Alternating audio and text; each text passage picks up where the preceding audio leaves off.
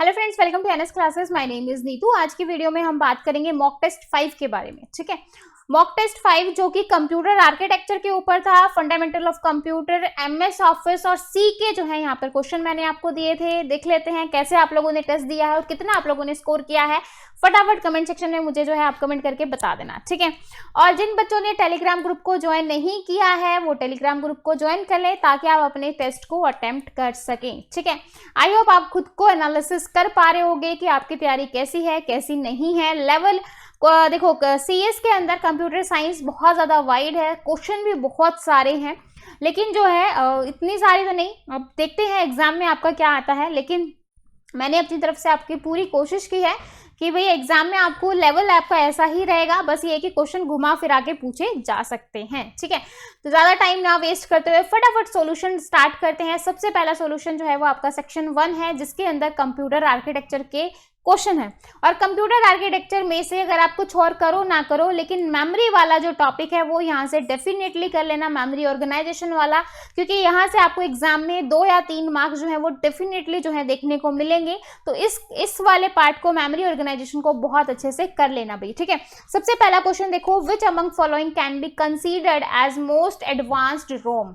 ठीक है, कि कौन सा ऐसा है जो, ठीक है, तो आप सभी को पता है रोम क्या होती है। रोम की सबसे पहला क्वेश्चन यही बनेगा, रीड ओनली मेमोरी, यानी कि इसकी फुल फॉर्म बताओ। ठीक है, तो जो रोम होती है वो आपकी क्या होती है, रीड ओनली मेमोरी होती है। अब यहाँ पे ऐसे क्वेश्चन आने लग गए हैं, रैम और रोम में क्या डिफरेंस है, मतलब ऐसा क्या है, ट्रू 4 स्टेटमेंट दे देगा और बोलेगा कि कौन सा ट्रू है कौन सा फॉल्स है। ठीक है, तो ऐसे ऐसे क्वेश्चन अब आने लग गए हैं, क्योंकि अब डायरेक्ट आपसे डेफिनेशन नहीं पूछता, क्योंकि वो बहुत ही इजी लेवल हो जाता है। अब आपका पेपर का लेवल क्वेश्चन वही है, बस क्वेश्चन को घुमा फिरा देता है। अब रैम जो होता है यानी कि रैंडम एक्सेस मेमोरी, वो आपकी वॉलेटाइल होती है और रीड ओनली मेमोरी आपकी नॉन वॉलेटाइल होती है। ठीक है, ये चीज आपको याद रखनी है। दोनों में मेजर जो डिफरेंस बात की जाती है वो यही की जाती है। अब रोम की अगर टाइप की बात की जाए तो रोम जो है उसकी 3 टाइप होती है। एक होती है PROM, programmable read only memory, एक होती है ई प्रोम, ठीक है, erasable programmable read only memory, और एक होती है आपकी double E PROM, that is electrically erasable read only programmable read only memory. ठीक है, तो ये चीज आपको याद रखनी है, फुल फॉर्म याद रखना है। समटाइम जो है वो आपको इस तरीके से डबल ई प्रॉम की डेफिनेशन फुल फॉर्म भी पूछ सकता है और कई बच्चे कंफ्यूज हो जाएंगे कि डबल ई से क्या बनता है, तो ये चीज आपको याद रखनी है, बहुत इजी है। अब मोस्ट एडवांस्ड पूछा है यहाँ पर, तो इसका आंसर हो जाएगा डबल ई रोम। देखो, डी डायनामिक रैम तो किसका पार्ट है भाई, आपका रैम की टाइप होती है। देखो आपको पता है रैम जो है वो आपकी रैंडम एक्सेस मेमोरी है, जिसकी 2 टाइप होती है। एक होती है आपकी स्टैटिक रैम और एक होती है आपकी डायनामिक रैम। ठीक है, ये तो आपको सबको पता ही होगा। अब देखो, डी रैम नहीं हो सकता क्योंकि तो रैम का पार्ट है। रैम अगेन जो है वो आपका क्या है, रैंडम एक्सेस मेमोरी है।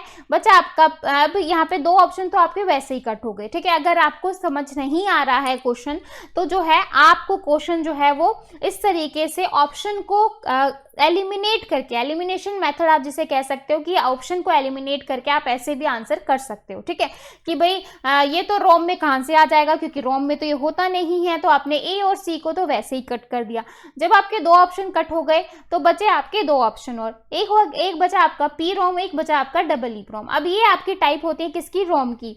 तो जो सबसे जो बेस्ट मानी जाती है वो आपकी डबल ई प्रोम मानी जाती है। तो यहाँ पर आपका आंसर हो जाएगा electrically erasable programmable read only memory. Clear है भाई, तो यहाँ पर आपका आंसर हो जाएगा भाई बी ऑप्शन। इसके बाद सेकंड क्वेश्चन देखो, 1 byte equal to how many bits. जो 1 बाइट है वो कितनी बिट्स के जो है बराबर होती है। बहुत ही इजी क्वेश्चन है, सबको पता होगा कि सबसे जो छोटी यूनिट होती है, जो स्मॉलेस्ट यूनिट होती है, वो आपकी क्या होती है, बिट होती है। ठीक है, यहाँ से ऐसे ही क्वेश्चन आएंगे। स्मॉलेस्ट यूनिट क्या है, आपकी बिट है। उसके बाद बिट के बाद आपकी क्या बनती है, नीबल। नीबल क्या आता है, बाद आता है आपका बाइट, फिर आता है आपका किलो बाइट, ठीक है, फिर आपकी मेगा, फिर गीगा, फिर टेरा। इस तरीके से जो है आपकी ये आती है। तो अब यहाँ से जो है एग्जामिनर, अब यहाँ से जो है बहुत बार एग्जाम में क्वेश्चन आता है, या तो आपको बोलेगा असेंडिंग ऑर्डर में लगाओ या बोलेगा डिसेंडिंग ऑर्डर में लगाओ, इस तरीके से पूछ लेगा। ठीक है, तो जो आपकी 1 बाइट है, 1 बाइट में आपकी कितनी बिट होती है, 8 बिट होती है। ठीक है, तो आपका आंसर हो जाएगा भाई यहाँ पर बी ऑप्शन। ठीक है, तो ये बी ऑप्शन है भाई, ये ए था। ठीक है, तो ऐसे कंफ्यूज मत होना, ये ऊपर वाला ए था, ये बी था, गलती से यहाँ पे ए प्रिंट हो रखा है। ओके, नेक्स्ट क्वेश्चन देखो भाई, विच अमंग फॉलोइंग इज वॉलेटाइल, कौन सी मेमोरी आपकी वॉलेटाइल है? जस्ट अभी मैंने आपको बताया कि कौन सी होती है। रोम जो होती है वो आपकी रीड ओनली मेमोरी होती है, जो कि आपकी नहीं होती, ठीक है। डायनामिक रोम, तो ये तो कुछ होता नहीं है, ये जो डायनामिक रैम होती है डायनामिक रोम नहीं होती, तो ये तो वैसे ही गलत हो गया। रोम आपकी क्या होती है? वॉलेटाइल नहीं होती है। ईप्रोम भी जो है वो किसका टाइप है? वो आपका रोम का टाइप है, जो कि अगेन अगर रोम नहीं होती तो वो कैसे वॉलेटाइल हो जाएगा? तो ये भी नहीं होता। बचा आपका एक ऑप्शन है, आप इस तरीके से एलिमिनेट कर सकते हैं, आपका आंसर बचा यानी कि डी। अब देखो भाई ये थोड़ा सा मिस प्रिंट हो रखे हैं, यहाँ पे कंफ्यूज मत होना, यहाँ पे ए है, यहाँ पे बी है, यहाँ पे सी और लास्ट वाला ऑप्शन आपका डी है, इसलिए आंसर क्या हो जाएगा आपका डी ऑप्शन। क्लियर है भाई? फोर्थ क्वेश्चन देखो, where the result of arithmetic and logical operation are stored, कहां पर जो है आप अर्थमेटिक और लॉजिकल ऑपरेशन को जो है स्टोर करवाते हो। देखो अब यहाँ से क्वेश्चन बनता है, आप सभी को पता है, अब यहाँ पर कंप्यूटर के बेसिक जो है स्ट्रक्चर की बात करते हैं। अभी कंप्यूटर में क्या होता है, इस तरीके से आपका प्रोसेसर होता है जिसको आप सीपीयू भी कहते हैं, ठीक है। यहाँ पर जो है आपकी तीन चीजें होती हैं इस प्रोसेसर में, सीपीयू में क्या क्या होता है, एक तो आपकी एएलयू होता है, एक आपके जो है रजिस्टर्स होते हैं, एक आपका सीयू होता है यानी कि कंट्रोल यूनिट होती है, ठीक है। या फिर जो है रजिस्टर की जगह आप मेमोरी यूनिट कुछ भी कर सकते हो, क्योंकि स्टोरिंग के लिए हमें कुछ चाहिए, मेन तो हम रजिस्टर को ही यूज करते हैं, फिर बाकी सारी चीजें बाद में आती है। यहाँ पर आपका इनपुट आ गया, यहाँ पर आपका आउटपुट है, ठीक है। तो ये स्टोरेज के लिए आपका एक अलग से वो हो गया। तो अर्थमेटिक लॉजिक यूनिट होती है, कंट्रोल यूनिट होती है और आपके रजिस्टर्स होते हैं, ठीक है। तो बोल रहा है कि जो अर्थमेटिक और लॉजिकल ऑपरेशन है उनको हम कहाँ पे स्टोर करवाते हैं, तो उनको हम उनका जो रिजल्ट होता है, जो उनका इंटरमीडिएट रिजल्ट होगा, मतलब ज़्यादा टाइम के लिए नहीं, जैसे मैंने जो है इनपुट दी तो मैंने सम करके जब तक मैं आउटपुट दूंगी तब तक वो कुछ टाइम के लिए जो है वो कहाँ पर स्टोर होता है, वो आपका एक्यूमुलेटर में स्टोर होता है। कहाँ पर होता है? एक्यूमुलेटर में, ठीक है। तो अगर क्वेश्चन आ जाए इंटरमीडिएट रिजल्ट को स्टोर करने के लिए आप किसका यूज करते हैं, तो एक्यूमुलेटर का यूज करते हैं। तो भाई यहाँ पर वही है, तो आपका आंसर होगा भाई ए ऑप्शन, ठीक है। कैशे मेमोरी आपकी अलग होती है, रोम अलग होती है, ये अलग चीज है, ठीक है। मैंने आपको जो है कंप्यूटर आर्किटेक्चर करवाया भी था, मेमोरी ऑर्गेनाइजेशन बहुत डिटेल से करवाया था। अगर आपने नहीं देखा है तो प्लीज 30 डेज क्रैश कोर्स में जाएं, जो अभी मैंने आपको करवाया था 30 डेज क्रैश कोर्स में डे 15, 16, 17 और 18 इन 4 क्लासेस में मैंने आपको कंप्यूटर आर्किटेक्चर करवाया है। आप वहां जाएं और कंप्यूटर आर्किटेक्चर को करें, ठीक है। इनमें से अगर आप पूरा नहीं करना चाहते हैं तो एटलीस्ट जो है मेमोरी ऑर्गेनाइजेशन वाला टॉपिक जो है वो कंफर्म कर लें, ठीक है। ओके, फिफ्थ क्वेश्चन देखो भाई, फिफ्थ क्वेश्चन में क्या बोल रहा है, why we need to have secondary storage, हमें जो है सेकेंडरी स्टोरेज की जरूरत क्यों पड़ी। अब भाई सेकेंडरी स्टोरेज की जरूरत क्यों पड़ती है, क्योंकि आजकल कितना भी हमारे पास साइज हो जाए वो भी हमें कम पड़ता है। अगर हम 8 GB का फोन ले ले, 128 GB का अपने फोन में मेमोरी कार्ड डालें तो भी एक टाइम ऐसा आएगा जब लगेगा नहीं यार मेमोरी तो कम है हमारे पास, है ना। तो भाई वही है, जब इंटरनल मेमोरी कम पड़ती है तो हमें एक्स्ट्रा स्पेस को चाहिए होता है, ठीक है। तो जो लार्ज वॉल्यूम ऑफ डेटा होता है उसको स्टोर करने के लिए हमें क्या चाहिए, हमें सेकेंडरी स्टोरेज चाहिए, है ना। ऑप्शनल में चाहिए कि भाई हमें हाँ चाहिए, यानी कि जो हम मेमोरी कार्ड वगैरह डालते हैं वो भी क्या एक तरीके की आपकी सेकेंडरी मेमोरी है ना। तो store large volume of data that exceed the capacity of main memory, तो यहाँ पर आपका आंसर हो जाएगा भी ए ऑप्शन, ठीक है। तो ये कंफ्यूज मत होना, यहाँ पर ऑप्शन आप इस तरीके से लिख सकते हो, ठीक है। 6th क्वेश्चन देखो भाई, विच determine the address of input output interface, ठीक है। तो कौन सा जो है डिटरमाइन करता है इनपुट आउटपुट इंटरफेस को, रजिस्टर सिलेक्ट, चिप सिलेक्ट या बोथ ऑफ द अबाउ। तो यहाँ पर आपका आंसर आ जाएगा दोनों ही करते हैं, रजिस्टर भी और आपका चिप भी। तो आपका आंसर हो जाएगा भाई सी, यानी कि ए एंड बी, ठीक है। तो दोनों ही हो जाएंगे आपके आंसर। 7th क्वेश्चन देखो, an exception condition in computer system caused by an event external to the CPU is known as, ठीक है। क्या बोल रहा है कि जो एक्सटर्नल जो आपकी एक्सेप्शन होती है, जिसको आप एज एरर भी बोल सकते, condition in a computer system caused by event external to the CPU, है ना। एक्सटर्नली जो आपके सीपीयू में आ रही है तो आप उसको क्या कहोगे, होल्ट की प्रॉब्लम आ रही है, कोई प्रोसेस है, इंटरप्ट है। तो आप लोगों ने जो है, ये भी आपका कंप्यूटर आर्किटेक्चर का क्वेश्चन है, जब बाहर से कुछ इवेंट जनरेट होता है तो हम उसको क्या कहते हैं, जो हमारा कुछ इंटरप्ट आ गया है हमारा कुछ बीच में, है ना, तो हम उसको क्या बोलेंगे, एक्सेप्शन कहते हैं, इंटरप्ट कहते हैं। तो आपका आंसर यहाँ पर क्या हो जाएगा, सी ऑप्शन भी, ये ऐसे इस तरीके से कर लेना, ठीक है। तो यहाँ पर आपका आंसर होगा सी ऑप्शन।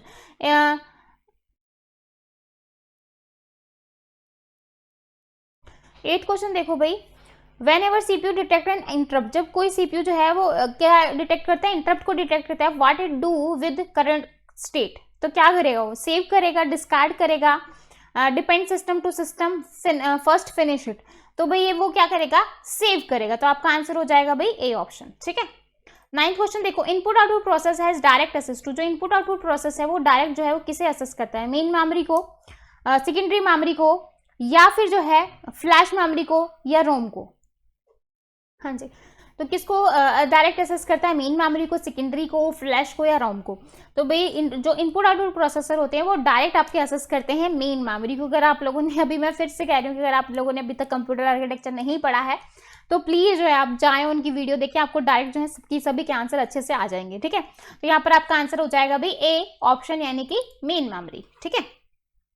10th क्वेश्चन देखो, the address mapping is done, address mapping आपकी done when the program is initially loaded is called, जब इनिशियली जो है हम प्रोग्राम को लोड करते हैं तो हम उसको क्या कहेंगे, रिलोकेशन, डायनामिक, स्टैटिक, या एग्जीक्यूटेबल जो है रिलोकेशन, तो उसको आप कहोगे स्टैटिक रिलोकेशन, तो आपका आंसर हो जाएगा भाई सी ऑप्शन, ठीक है, स्टैटिक रिलोकेशन।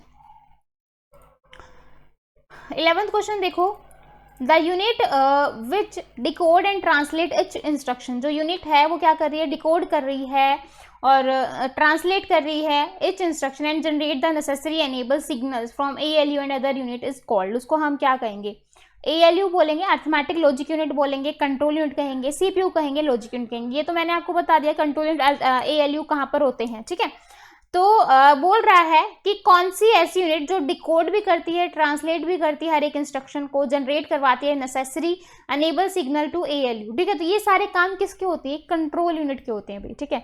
CPU तो होगा नहीं, है ना, तो यहाँ पर आपका आंसर हो जाएगा कंट्रोल यूनिट, यानी कि बी ऑप्शन आपका सही होगा। ऑप्शन आप ठीक कर लेना, थोड़ी सी दिक्कत हो रही है ऑप्शन में, है ना, ऊपर नीचे हो रखे हैं तो उसको आप ठीक कर लेना। 12th क्वेश्चन देखो, micro program is sequencer perform the operation, जो माइक्रो जो प्रोग्राम है वो एक सिक्वेंसर जो परफॉर्म करता है, कैसा ऑपरेशन परफॉर्म करता है, रीड का, राइट का, रीड एंड राइट, रीड और एग्जीक्यूट, ठीक है। तो ये जो है ये एग्जीक्यूट करता है भाई रीड और एग्जीक्यूट का, तो आपका आंसर हो जाएगा डी ऑप्शन, ठीक है। 13 क्वेश्चन देखो, which among following is an important data transfer technique, आप जो है डेटा को ट्रांसफर करना चाहते हैं तो किस में होगा, वो हम DMA की हेल्प से करते हैं, डायरेक्ट मेमोरी एक्सेस की तरह। यहाँ पे क्या होता है, CPU आपका एक तरीके से आइडल हो जाता है और DMA कंट्रोलर जो है वो उसकी जगह ले लेता है और बिना CPU के इंटरेक्शन पे ही आराम से जो है अपने डेटा को जो है डेटा जो है वो एक दूसरे के साथ यूज करते हैं, ठीक है। तो यहाँ पर आपका आंसर होगा भाई DMA, क्लियर है, जो है direct memory access. RISC stands for, ISC की फुल फॉर्म बतानी है। RISC आपका क्या होता है, RISC जो होती है वो रिड्यूस करवाती है इंस्ट्रक्शन सेट कंप्यूटर, तो आपका आंसर हो जाएगा भाई, बस आपको R की अगर पता है कि R का मतलब रिड्यूस्ड होता है तो आपका आंसर आपको सही से पता चल जाएगा। रिस्क तो कहीं पर भी नहीं होता, तो वैसे ही बाकी के सारे ऑप्शन तो वैसे ही गलत हैं, और आपका आंसर हो जाएगा यहाँ पे बी ऑप्शन, ठीक है।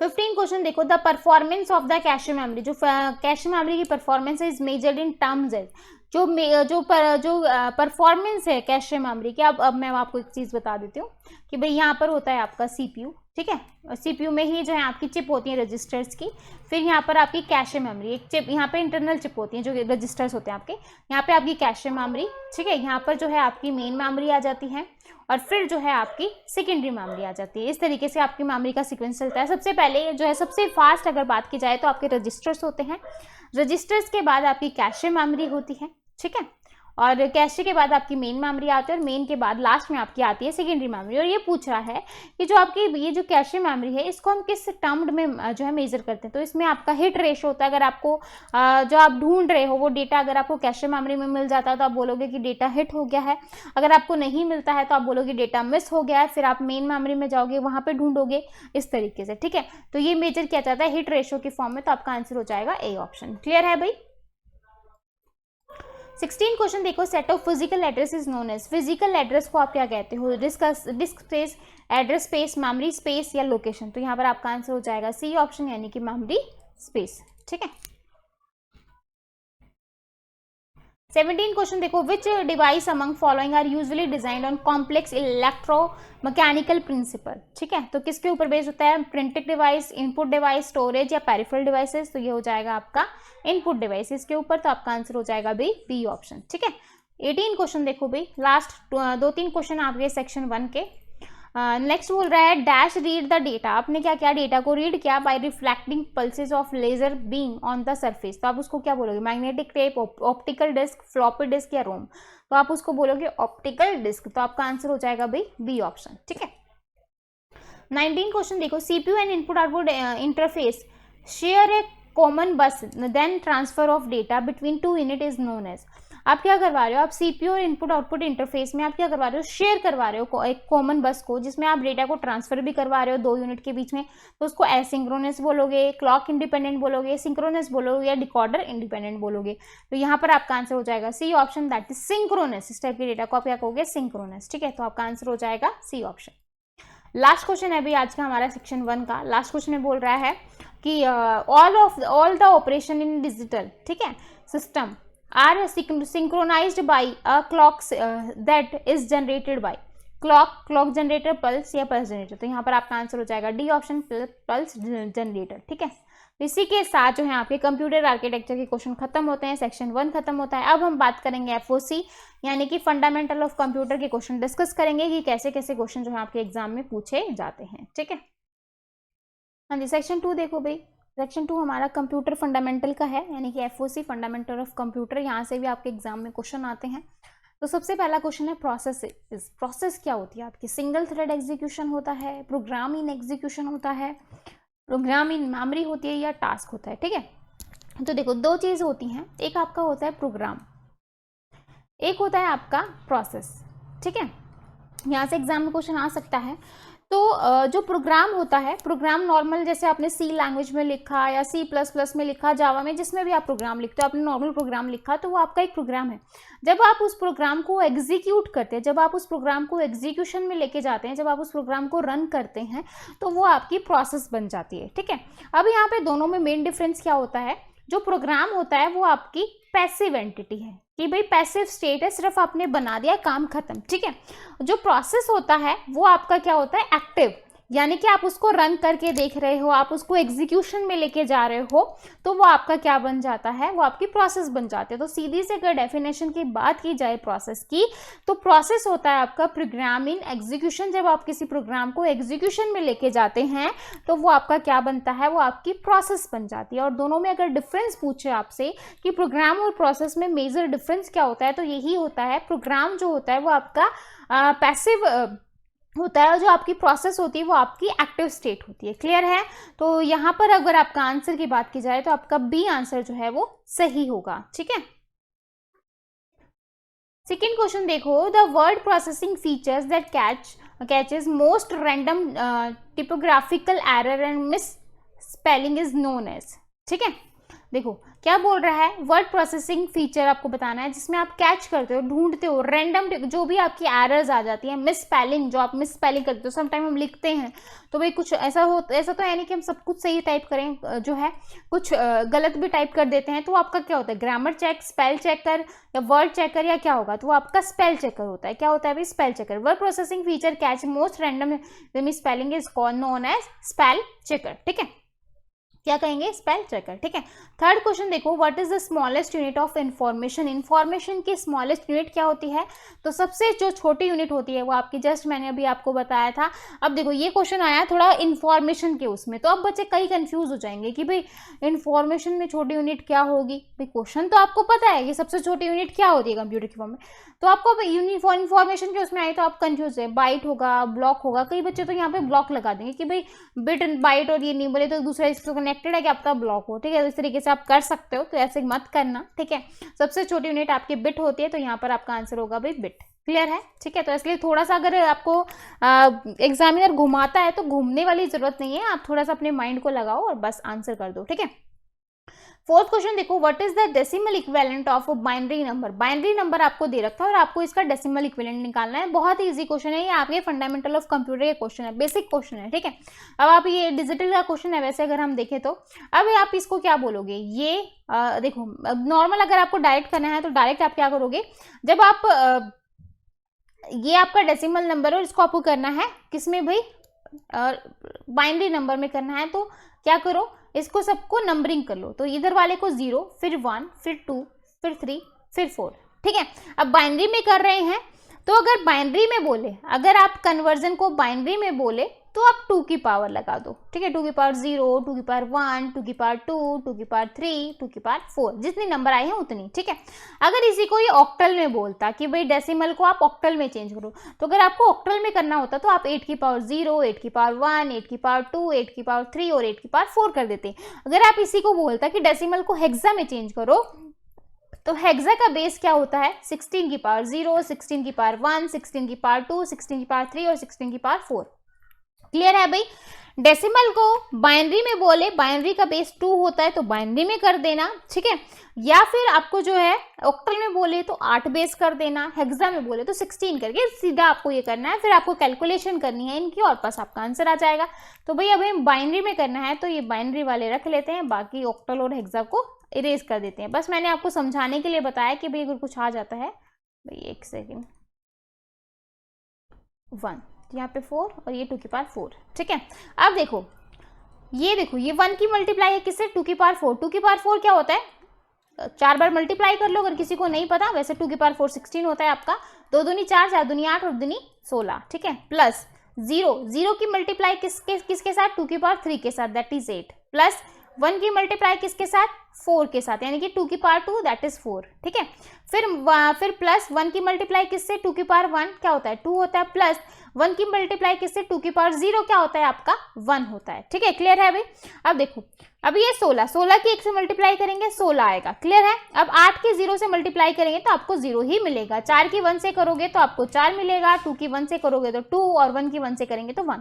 तो 16 और 4 20 और 2 22 और 1 23, तो आपका आंसर यहाँ पर क्या आएगा, 23 आएगा। तो आपका आंसर होगा भाई डी ऑप्शन। क्लियर है, बहुत ही इजी क्वेश्चन था।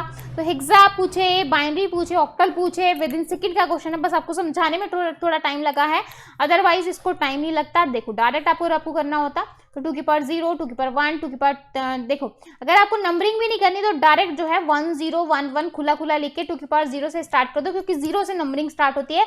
2 की पावर 2, 2 की पावर 3 और 2 की पावर 4, क्या 2 की पावर 4 क्या 16, ये 0 है तो ये तो पूरा 0 हो जाएगा। 2 की पावर 2 क्या हो जाएगा 4, 1 1 है तो कोई कुछ और मल्टीप्लाई करने की जरूरत ही नहीं है। फिर 2 की पावर 2 क्या होगा, 2 होगा, और फिर जो है 2 की पावर 0 क्या होता है, 1 होता है, बस ऐड कर दो। विद इन सेकंड का क्वेश्चन था, बस इससे ज्यादा कुछ नहीं था, ठीक है। और वर्बली भी आप इसको सॉल्व कर सकते हो अगर आपकी प्रैक्टिस अच्छी है तो। ओके, फिफ्थ क्वेश्चन देखो भाई, फिफ्थ क्वेश्चन में क्या बोल रहा है, what is the term of temporary storage area that compensate.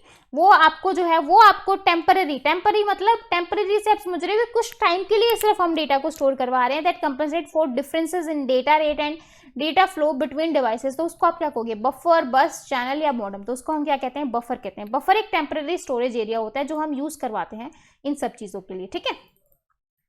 Okay, sixth question देखो, how many colour dot make up 1 colour pixel on a screen.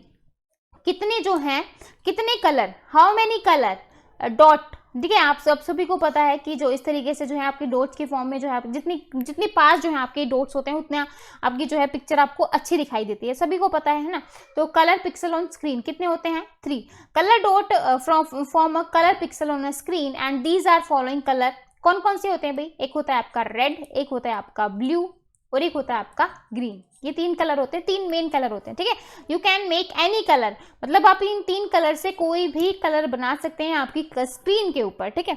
तो आपको समझ आया कि how many colour dot make up 1 colour pixel on a screen. तो कितने होंगे, 3 होंगे, ठीक है। क्वेश्चन आ जाए कितने, अगर पास हो तो आपका जो है पिक्चर आपको अच्छी दिखाई देती है। तो ये चीजें आपको बेसिक आपको पता होनी चाहिए, ठीक है। नेक्स्ट क्वेश्चन देखो, which of the following value is correct value of the hexadecimal code. Hexadecimal है आपके पास और आपको बताना है कि इसकी करेक्ट वैल्यू क्या है, ठीक है। हाँ जी, आपके पास हेक्साडेसिमल नंबर दे रखा है, देखो भाई करना शुरू करो। थोड़ा खुला लिख देते हैं, 0.01b। अब मैंने आपको बताया था हेक्साडेसिमल में क्या होता है, 0 to 9 तो नॉर्मल हम ऐसे लिखते हैं, लेकिन आगे जब 10 आ जाता है, 11 आ जाता है, 12 आ जाता है, तो उनको हम लिखते हैं ए से लेके एफ तक। यानी कि 10 को लिखते हो ए, 11 को लिखते हो बी, और 12 को लिखते हो सी, 13 को लिखते हो डी, और 14 को लिखते हो ई, और 15 की बात आती है तो उसको लिखते हैं एफ। तो यानी कि 50 जो एफ है वो आपका क्या है 15, और जो बी है वो आपका क्या है 11। क्लियर है भाई। अब देखो ये जो है ये बेस 16, जब ऐसे बेस 16 होना तो अंदर वाले को जो है 16 से मल्टीप्लाई कर दो नॉर्मल। तो देखो अब मैंने f को पहले पॉइंट से इधर वाले को सॉल्व कर लेते हैं, 1 और f को सॉल्व कर लेते हैं। तो f क्या हो गया आपका 15, 15 की जो है 16 की पावर क्या हो जाएगी 0 प्लस 1 इंटू 16 की पावर 1। तो 16 की पावर 1 क्या होती है 16, और 1 के साथ मल्टीप्लाई करेंगे तो 1 ही आएगा, प्लस 16 की पावर 0, 16 की पावर 0 क्या होती है भाई 16 की पावर 0 क्या होगी 1 होगी, है ना। तो 1 होगी, तो आपका आंसर क्या होगा भाई 16 और 15, 16 और 15 क्या होता है ऐड कर लो, 16 और 15 को ऐड करोगे तो क्या आ जाएगा 31, मतलब पॉइंट से जो पहले वाला नंबर बन रहा है वो आपका क्या बन रहा है 31। अब ऑप्शन में चलते हैं, क्या पता पॉइंट से पहले वाले से ही आपको आंसर मिल जाए।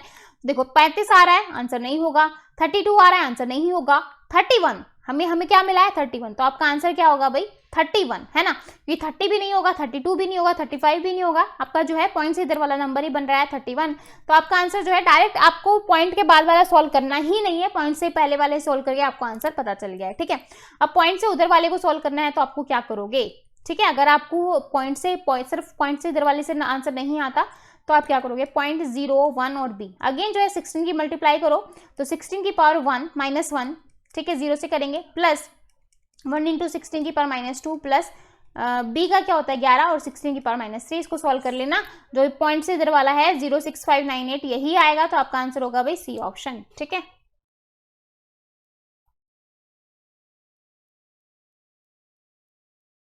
ओके 8th क्वेश्चन देखो भाई, how is data store on, आप जो है किस तरीके से डेटा को जो है स्टोर करोगे जिसके अंदर, तो कैसे करोगे लिंक, लेजर बबल्स, मैग्नेटिज्म या सर्किट, ठीक है। तो डेटा को आप स्टोर करवाते हो मैग्नेटिज्म की फॉर्म में, यानी कि सी ऑप्शन आपका सही होगा। Data store in magnetism form, disk is removable data storage and it is used with the PC, ठीक है। तो ऐसे ऐसे बेसिक क्वेश्चन आ सकते हैं, बहुत ही बेसिक क्वेश्चन है लेकिन आपको इनके बारे में पता होना चाहिए, ठीक है। 9th क्वेश्चन देखो, which of the following is smallest visual element on a video monitor, ठीक है। स्मॉलेस्ट जो आपको बताना है कि विजुअल एलिमेंट जो है वीडियो मॉनिटर का कौन सा है, कैरेक्टर है, पिक्सल है, बाइट है या बिट है, जस्ट मैंने अभी बताया था। अब यहाँ पर जो है स्मॉलेस्ट पूछा है तो यहाँ पर बिट मत कर देना, अब बच्चे बोलेंगे नहीं मैम स्मॉलेस्ट का नाम आया था तो मैम ने बोला था बिट ही होता है, तो ऐसा मत कर देना भाई, ठीक है। मैंने ये भी बताया है कि जो ये मॉनिटर की स्क्रीन है इसमें क्या होते हैं छोटे छोटे पिक्सल्स होते हैं, डॉट होते हैं, जिसको हम क्या बोलते हैं पिक्सल बोलते हैं, और ये पिक्सल जितना पास होंगे आपकी पिक्चर की क्वालिटी उतनी अच्छी होगी, ठीक है। तो यही बोल रहा है कि जो विजुअल देखने के लिए जो मॉनिटर पे जो सबसे छोटी वो होती है वो क्या होती है, वो आपकी पिक्सल होती है, ठीक है। तो यहाँ पर आंसर जो है ये मत कर देना मैम ने तो बिट्टी बोला था, भाई जो सबसे छोटा आएगा तो हम तो बिट्टी लगा के आएंगे चाहे कुछ भी हो, ऐसा मत कर देना, ठीक है। तो यहाँ पर आपका आंसर जो है वो पिक्सल होगा, ठीक है, पिक्सल होगा, ठीक है। क्लियर है। ओके नेक्स्ट देखो 10th question, which of the following is natural element is the primary element in computer chip, ठीक है। तो बोल रहा है कि नेचुरल एलिमेंट और जो आपका प्राइमरी एलिमेंट है कंप्यूटर चिप का वो क्या होगा, सिलिकॉन, कार्बन, आयरन, यूरेनियम क्या होगा, तो वो आपका सिलिकॉन होता है, तो आपका आंसर हो जाएगा यहाँ पर ए ऑप्शन, ठीक है। तो silicon is the primary element in computer chip, silicon is highly pure element which is now perfect for massive computer chip industry, ठीक है। क्लियर है।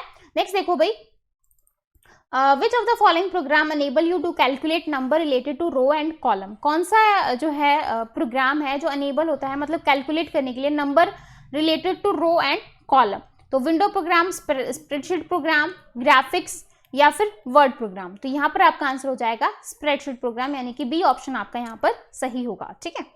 नेक्स्ट क्वेश्चन देखो 12th question, which of the following structured programming technique that graphically represent the detail step required to solve a program, ठीक है। आप क्या बोल रहा है कि एक स्ट्रक्चर्ड प्रोग्रामिंग टेक्निक आपको बतानी है जो कि ग्राफिकली रिप्रेजेंट करती है detail step required to solve a program, ठीक है। अब की क्या करवा रहे हो, प्रॉब्लम को सॉल्व कर रहे हो, तो object oriented programming, pseudo code, flow chart या टॉप डाउन डिजाइन। तो ये आपका होता है फ्लो चार्ट। क्या होता है फ्लो चार्ट, एक स्ट्रक्चर प्रोग्रामिंग होती है जो कि पिक्टोरियल रिप्रेजेंटेशन, ग्राफिकली जिसको हम रिप्रेजेंट करते हैं, ठीक है। ग्राफिकली जैसे ही नाम आया, जैसे ही पिक्टोरियल रिप्रेजेंटेशन आया, आपका आंसर आपके माइंड में एकदम आ जाना चाहिए फ्लो चार्ट होता है, ठीक है। 13 क्वेश्चन देखो, which of the following is value is correct of the hexadecimal code this, ठीक है।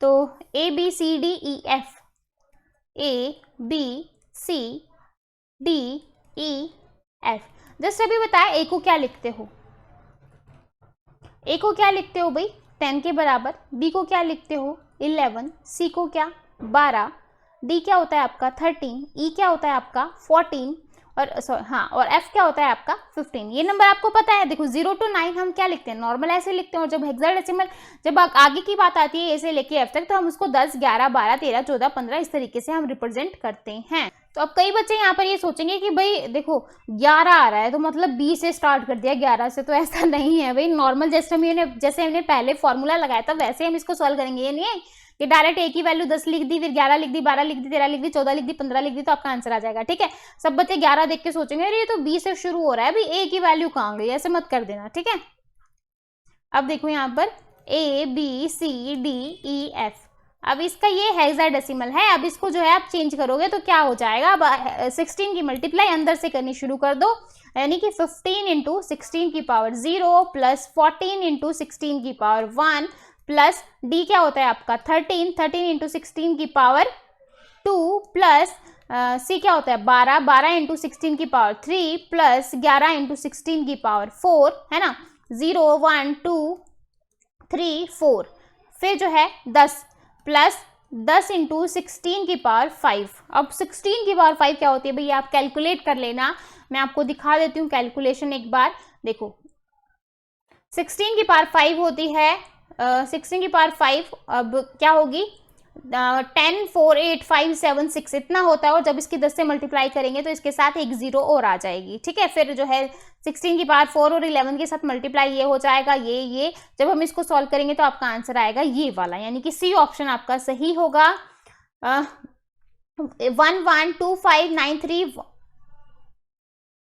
सॉरी, यहाँ पे आपका आंसर है 11259375, यानी कि ए ऑप्शन आपका सही होगा। ठीक है, गलती से सी लिख रखा है, यहाँ पर आपका आंसर होगा भाई ए ऑप्शन। ठीक है, इसको सॉल्व कर लेना भाई, सॉल्व करके जो भी आपको मिले। ठीक है, सॉल्व करने के बाद यहाँ पर आप देख सकते हो वैसे ए ऑप्शन ही आया है। ठीक है, 14 देखो, which of the following is an output device, इसमें से कौन सा जो है वो आपका आउटपुट डिवाइस है। कीबोर्ड क्या होता है, कीबोर्ड से आप इनपुट देते हो भाई, तो वो आपका इनपुट डिवाइस है। माउस से भी आप क्या देते हो, इनपुट देते हो। लाइट पेन से भी आप इनपुट देते हो। Video visual display unit that is monitor, video क्या होता है आपका एक मॉनिटर है, विजुअल डिस्प्ले यूनिट है, तो वो आपका क्या होता है, आपका आउटपुट डिवाइस होता है, तो आपका डी ऑप्शन सही होगा। ठीक है,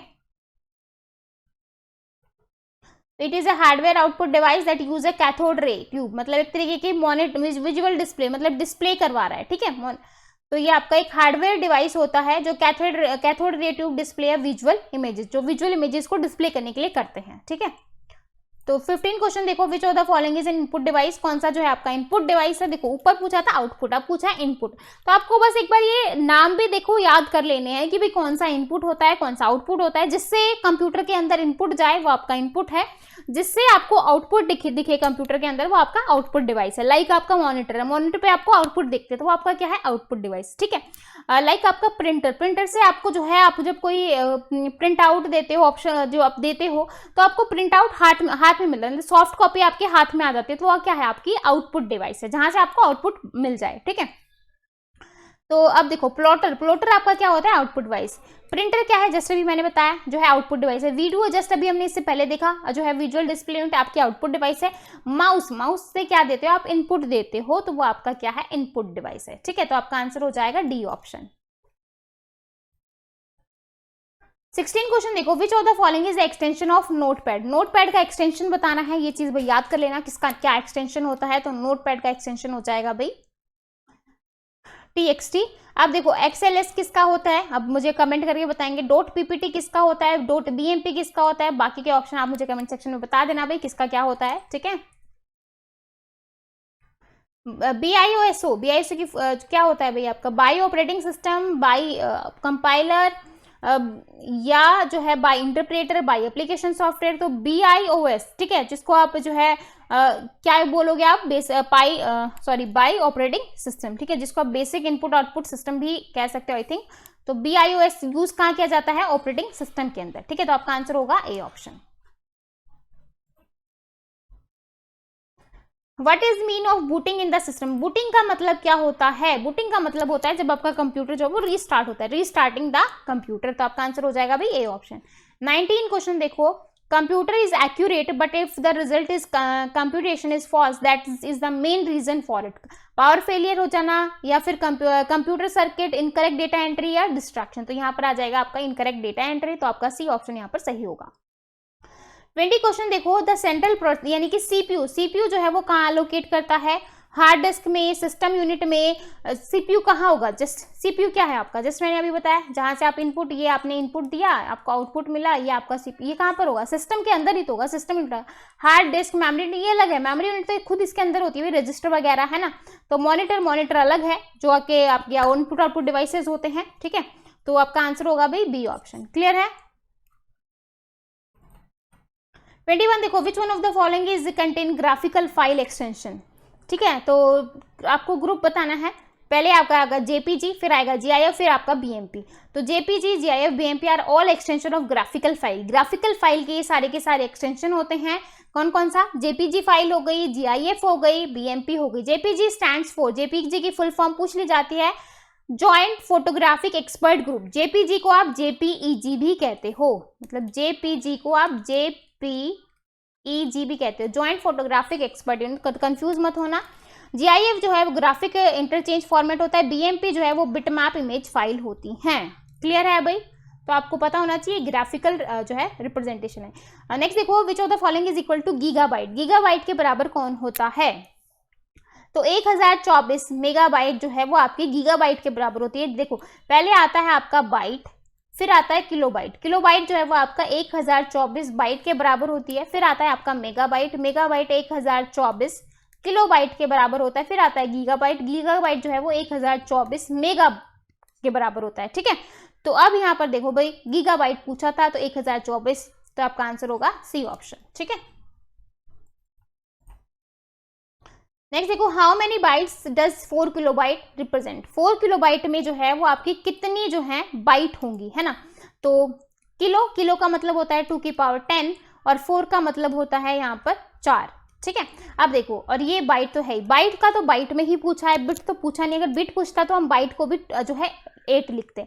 अब देखो, ये 2 की पावर 2 है, ये 2 की पावर 10 है। और जब आपको पता हो कि जब बेस सेम है, देखो जब बेस आपका सेम हो तो जो पावर है वो आपकी क्या हो जाती है, ऐड हो जाती है।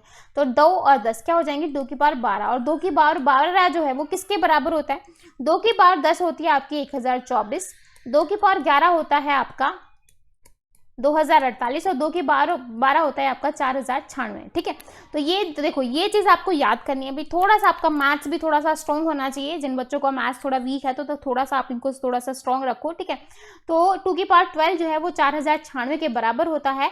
तो भाई यहाँ पर आपका आंसर हो जाएगा सी ऑप्शन। ठीक है, 512 जो है वो आपका 2 की पावर 9 होगा, तो ये होगा नहीं, क्योंकि किलो की ही जो वैल्यू है वो 2 की पावर 10 होती है। तो 512 कैसे आ जाएगा, कॉमन सेंस है। ठीक है, 1024 जो है वो 2 की पावर 10 होता है, लेकिन 4 भी तो लगा है इसके आगे, 4 भी तो लगा है। जब 1024 को आप 4 से मल्टीप्लाई करोगे डायरेक्ट, भाई चलो आप 2 की पावर 10 1024 और डायरेक्ट जो है वो 4 की मल्टीप्लाई कर दो जो है 1024 के साथ। तो 4 चौक 16, 1 4 दूनी 8 और 1 9 और 4 एकम 4। तो भी डायरेक्ट आप ऐसे भी कर सकते हो। ठीक है, और बाइट है तो बाइट रहेगा। अगर ये बाइट नहीं होता तो आप इसको जो है बिट के फॉर्म में, फिर आप इसको 8 से भी मल्टीप्लाई करते हैं अगर बिट पूछा होता। ठीक है, क्लियर है भाई। ओके, नेक्स्ट क्वेश्चन देखो, which type of program act as intermediatory between a user of program. ठीक है, मतलब इंटरमीडिएट का काम करता है यूजर कंप्यूटर और कंप्यूटर हार्डवेयर के बीच में। तो यूजर और हार्डवेयर के बीच में कौन मीडियम बनता है, भाई ये आपका यूजर है और ये आपका नीचे हार्डवेयर है। इनके बीच में जो है कौन इंटरफेस करता है, तो वो आपका ऑपरेटिंग सिस्टम करता है। भाई सीधी सी ऑपरेटिंग सिस्टम की डेफिनेशन थी, तो आपका आंसर हो जाएगा ए ऑप्शन। ठीक है, 25 क्वेश्चन देखो, what kind of language can computer understand. किस टाइप की लैंग्वेज आपका कंप्यूटर जो है वो अंडरस्टैंड करता है। तो भाई कंप्यूटर अंडरस्टैंड करता है असेंबली। अब देखो, normal language, computer language, machine assembling. देखो असेंबली, वैसे तो आपकी जो मशीन लैंग्वेज होती है 01 की फॉर्म, वो आपका कंप्यूटर अंडरस्टैंड करता है, बट यहाँ पर मशीन नहीं है। तो आपका आंसर क्या होगा, जो है तो मशीन लैंग्वेज यहाँ पर नहीं है, तो आपका आंसर हो जाएगा भाई असेंबली लैंग्वेज। ठीक है, तो बी ऑप्शन आपका सही होगा। 26 क्वेश्चन देखो, which of the following value is correct value of binary code. मतलब आपको जो है करेक्ट वैल्यू बतानी है इसकी और इसकी क्या होती है। अब देखो 1011, अब देखो अब मैं कहूँ 0 डबल 1 ट्रिपल 1 7 होता है, 1 ट्रिपल 0 8 होता है, 1 0 9 होता है, 9 तक चलेगा। 1 0 1 0 जो है वो आपका ए बन जाता है, 1 0 1 1 जो है वो आपका बी बन जाता है, ठीक है, जिसको आप 10 और 11 बोलते हो। तो 1 0 1 1 की जो बाइनरी जो वैल्यू है वो क्या होगी 11। और ट्रिपल 1 देखो 1100 जो है वो आपका सी, और 1101 जो है वो डी, और 1110 जो है वो आपका ई, और 1111 जो है वो आपका क्या होता है एफ होता है, जिसको आप 15 कहते हो, ठीक है। तो यहाँ पर आपका आंसर होगा 11 और 15, है ना। तो नॉर्मल ये है। अब यहाँ पर देखो ये आपका 11 था और ये आपका 15 था। अब ये तो आपको पता ही है, अगर आपको नॉर्मल अगर ऐसे याद है, अगर हेक्साडेसिमल याद है तो आप डायरेक्ट जो है बिना इसको करे भी कर सकते हो। लेकिन अगर आपको याद नहीं है तो आप कैसे करोगे, तो भाई नॉर्मल है, आप जो है इसकी मल्टीप्लाई कर दो। देखो एक सेकेंड भाई, एक सेकेंड, मल्टीप्लाई कर दो 1 0 1 1, 2 की पावर 0, 2 की पावर 1, 2 की पावर 2 और 2 की पावर 3। तो 2 की पावर 3 क्या होता है 8, और इसके नीचे 1 है तो भाई 1 से मल्टीप्लाई करेंगे 8 ही आएगा, प्लस 2 की पावर 2 क्या होती है 4, लेकिन 4 की 0 से मल्टीप्लाई करेंगे तो क्या आ जाएगा 0 आ जाएगा। 2 की पावर 2 क्या होती है 2 होता है, 2 से 1 की मल्टीप्लाई करेंगे 2 आएगा, और 2 की पावर 0 जो है वो क्या होता है 1 होता है, 1 की 1 से मल्टीप्लाई करेंगे 1 आएगा। तो 8 और 2 10 और 1 11। क्लियर है भाई, क्लियर है। अगर आपको नॉर्मल पता है, अगर आपको डायरेक्ट पता है 1 0 1 1 क्या होता है तो आप डायरेक्ट आंसर करो। अगर आपको नहीं पता कि क्या होता है तो भाई डायरेक्ट जो है आप 2 के से मल्टीप्लाई करके आप इसको भी ऐसे भी कर सकते हो। ऐसे ही जो है 1 1 1 1 का कर सकते हो, 2 की पावर 0, 2 की पावर 1, 2 की पावर 3 और 2 की पावर 4, सबके नीचे 1 1 है। तो 8 plus 4 sorry 3 2, 8 plus 4 plus 2 plus 1, 8 और 4 12 और 2 14 और 1 15, ठीक है। नॉर्मल आप ऐसे भी कर सकते हैं। तो अगर आपको पता है कि 4 बार 1 जो है वो एफ बनाता है और एफ क्या होता है आपका 15 होता है, बस सिंपल। तो 11 और 15 यानी कि सी ऑप्शन आपका यहाँ पर सही होगा। 27 देखो, which of the following is not one of the internal component of CPU. CPU का जो इंटरनल कंपोनेंट जो है वो कौन सा नहीं होता। कंट्रोलर सीक्वेंस, एमडीआर, एमएआर, ये जो है वो आपके रजिस्टर्स होते हैं, जो है एमडीआर मेमोरी डेटा रजिस्टर और मेमोरी एड्रेस रजिस्टर। लेकिन जो है जो फ्लॉपी डिस्क होता है वो आपका एक्सटर्नल होता है, इंटरनल कंपोनेंट नहीं होता, वो एक्सटर्नल होता है, जिसमें आप एक्सटर्नली जो है स्टोरेज वगैरह करवाते हो। तो आपका डी आंसर यहाँ पर सही होगा, ठीक है। What is the speed of computer. Computer की जो स्पीड है वो किसमें मेजर की जाती है, गीगाबाइट में, ठीक है। Computer clock is normally calculated gigabyte और मेगाबाइट में। Gigabyte is equal to 1 billion tick per second and megabyte is equal to 1 million. तो क्वेश्चन आ जाए 1 बिलियन किसके बराबर होता है। देखो यहां से ये क्वेश्चन बन सकता है 1 बिलियन किसके बराबर होता है। तो 1 बिलियन जो है वो गीगाबाइट के बराबर होता है, मिलियन पूछे तो मेगाबाइट के बराबर होता है, मेगा हर्ट्ज के बराबर। तो ये जो आपको पता होना चाहिए, गीगा हर्ट्ज और मेगा हर्ट्ज, तो ये चीज आपको क्लियर होनी चाहिए। बिलियन और मिलियन में कंफ्यूज मत होना, क्योंकि आप देखो क्वेश्चन डायरेक्ट तो आएंगे नहीं, थोड़े से घुमा फिरा के आएंगे, तो आपको जो है ये सारा पैटर्न जो है वो पता होना चाहिए। नेक्स्ट देखो, what is the full form of RAM. RAM की फुल फॉर्म बतानी है। रैम जो होता है वो आपका रैंडम एक्सेस मेमोरी होता है, तो बी ऑप्शन आपका यहाँ पर सही होगा, ठीक है। कई बार ये क्वेश्चन आया है भाई एग्जाम में, रैम की full form.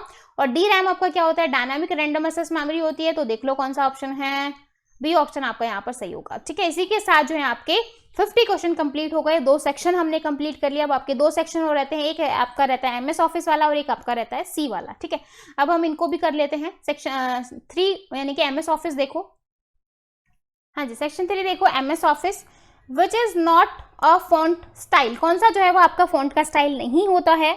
Bold, superscript, italic या रेगुलर। रेगुलर होता है, इटैलिक होता है, बोल्ड होता है, लेकिन सुपरस्क्रिप्ट क्या होती है, जिसकी एक्स की पावर ए प्लस बी की पावर ए, इस तरीके से, ठीक है। तो ये आपका जो है फॉन्ट का स्टाइल नहीं होता, तो आपका आंसर हो जाएगा बी ऑप्शन, ठीक है। नेक्स्ट क्वेश्चन देखो, what is gutter margin. Gutter margin क्या होता है, ठीक है। देखो आप लोगों ने देखा होगा जब आप बाइंडिंग वगैरह करवाते हो तो वहां पर जो है इस तरीके से थोड़ा सा जो है इस तरीके से जो मार्जिन जाता है वो आपका क्या कहलाता है, गटर मार्जिन। तो margin that is added to right margin when printing. जब आप प्रिंट करवाते हो तो वो उसके राइट में ऐड किया जाए। मार्जिन दैट इज एडेड मतलब मार्जिन ऐड किया जाए left margin when printing. Margin that is added outside the page when printing. जब आप पेज को प्रिंट करवा रहे हो तो आउटसाइड में। Margin that is added binding side when printing. Just मैंने अभी बताया कि जब आप बाइंड करवाते हो ना, तो बाइंड साइड जो आपका डेटा जो बचता है, मतलब जो आपका पेज होता है वो आपका गटर मार्जिन होता है, वो आप एक्स्ट्रा बोल सकते हो।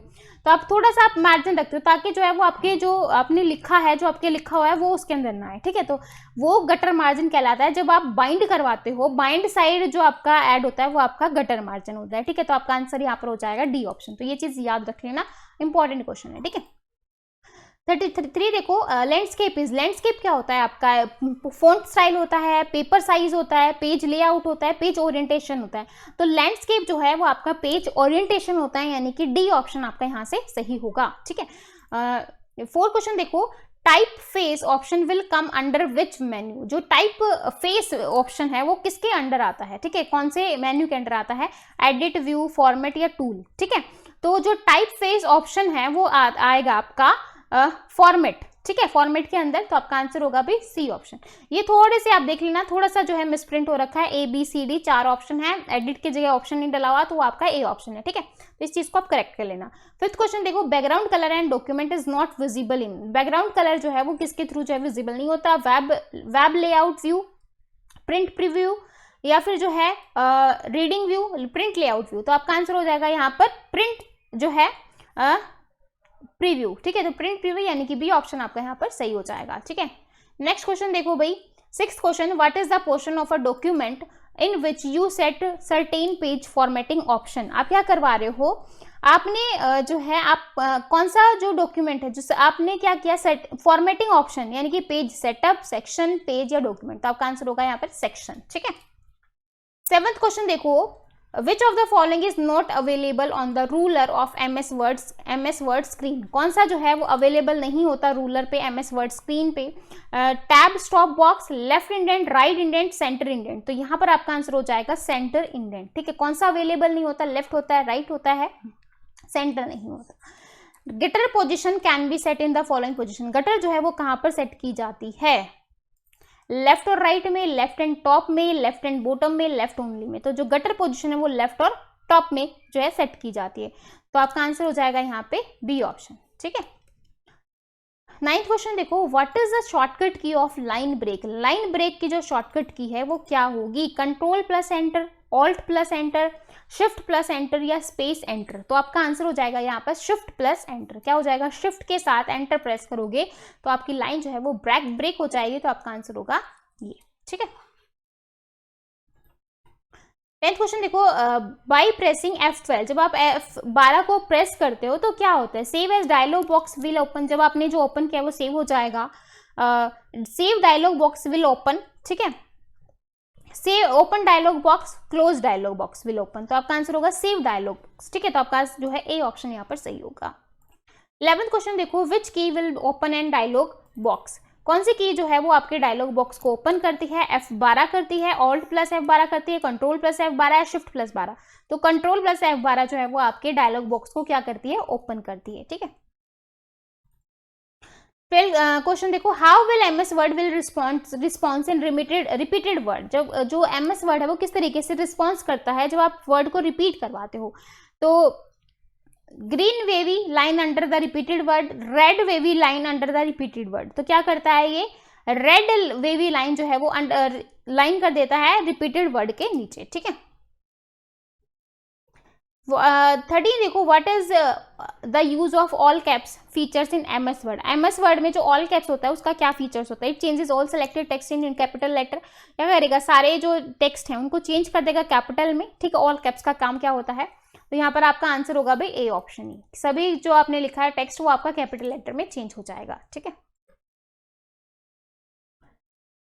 14 क्वेश्चन देखो, which file is responsible to start MS word. कौन सी फाइल जो है वो रिस्पॉन्सिबल होती है MS वर्ड को स्टार्ट करने के लिए, window.exe, win.exe, word.exe या wordwin.exe। तो आपका आंसर हो जाएगा winword.exe, यानी कि ए ऑप्शन यहाँ पर आपका सही होगा। ठीक है, 15 क्वेश्चन देखो, to keep track of different edition of a document which feature will use. मतलब कौन सा जो है आप डिफरेंट एडिशन आप यूज करोगे डॉक्यूमेंट के अंदर, with which feature we will use, edition, version, track या ट्रेसेस। तो आपका आंसर होगा यहाँ पर वर्जन। ठीक है, तो बी ऑप्शन आपका सही होगा।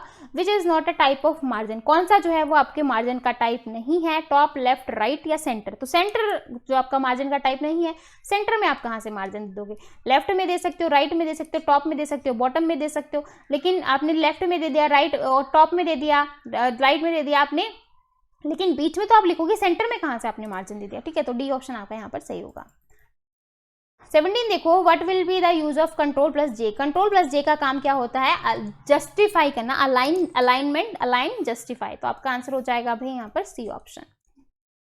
18 क्वेश्चन देखो, what shortcut we will use in align centre, कौन सा जो है सेंटर के लिए हम यूज करते हैं, कंट्रोल प्लस ए, कंट्रोल प्लस ई, कंट्रोल प्लस डी या कंट्रोल प्लस बी। तो सेंटर के लिए हम यूज करते हैं कंट्रोल प्लस ई का, तो आपका आंसर हो जाएगा भाई बी ऑप्शन। ठीक है, सारा करवा रखा है मैंने, अगर आप लोगों ने बेसिक्स की क्लासेस ली हैं तो। 19 क्वेश्चन देखो, which shortcut will we use to make text italic, italic के लिए जो है आप कौन सा शॉर्टकट यूज करते हो, तो कंट्रोल प्लस आई का। इटैलिक के लिए क्या यूज करोगे, कंट्रोल प्लस आई, तो आपका आंसर हो जाएगा यहाँ पे सी ऑप्शन। 20 क्वेश्चन देखो, how to use format painter multiple time, format painter को आप मल्टीपल टाइम कैसे यूज करते हो, by click on clock format painter icon, format painter can not be use multiple time, by double click on the format painter icon, या none of the above. तो यहाँ पर आपका आंसर हो जाएगा C option, by double click on format painter icon. ठीक है, 21 question देखो भाई, what is the place to the left of horizontal scroll bar, कौन सा जो है प्लेस जो है वो left of horizontal scroll bar होता है, indicators, split buttons, tab stop buttons या व्यू बटन्स। तो आपका आंसर हो जाएगा व्यू बटन, तो आपका आंसर होगा भाई डी ऑप्शन। ठीक है, 22 क्वेश्चन देखो, where you find the horizontal split bar on the MS word screen, तो क्या होगा, on the top of vertical scroll bar, bottom scroll bar, left horizontal या राइट हॉरिजेंटल। तो आपका आंसर हो जाएगा भाई on the top of vertical scroll bar. ठीक है, 23 क्वेश्चन देखो, tab stop position can not be following alignment, कौन सा नहीं होता है, डेसिमल, सेंटर, बार या जस्टिफाई। ठीक है, तो यहां पर आपका आंसर हो जाएगा भाई कौन सा, can not be following alignment. तो यहां पर आपका आंसर हो जाएगा भाई जस्टिफाई, यानी कि डी ऑप्शन आपका यहां पे सही होगा, जस्टिफाई अलाइनमेंट। ठीक है, नेक्स्ट 24 क्वेश्चन देखो, what is the use of bookmark, bookmark का क्या यूज होता है, to correct the spelling, spelling को करेक्ट करने के लिए, to jump a specific location in the document. जब आप बुक मार्क वगैरह बनाते हो अपने उस पर बनाते हो, तो आप इसलिए बनाते हो कि भाई जब मुझे यूज करना हो, जब मैंने ये PDF जो है सेव कर दिया, बुक मार्क बना दिया, तो जब मुझे यूज करना हो तो मैं उसको डायरेक्ट जो है वो उस डॉक्यूमेंट को ओपन कर सकूँ, उस लोकेशन पे जा सकूँ, to jump a specific location in the document. तो आपका यहाँ पर बी ऑप्शन जो है वो सही होगा। ठीक है,